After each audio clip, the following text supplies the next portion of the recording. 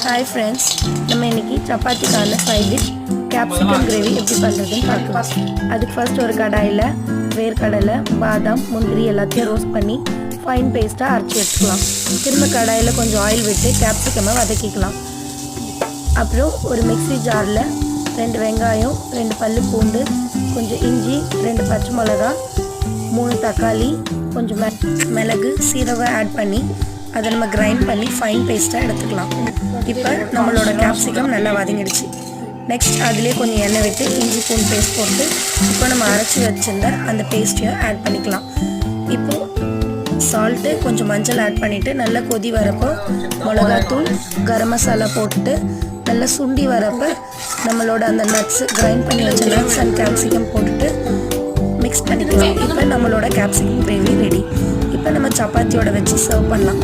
நீங்களும் ட்ரை பண்ணி பார்த்துட்டு கமெண்ட் பண்ணுங்கள். தேங்க்யூ.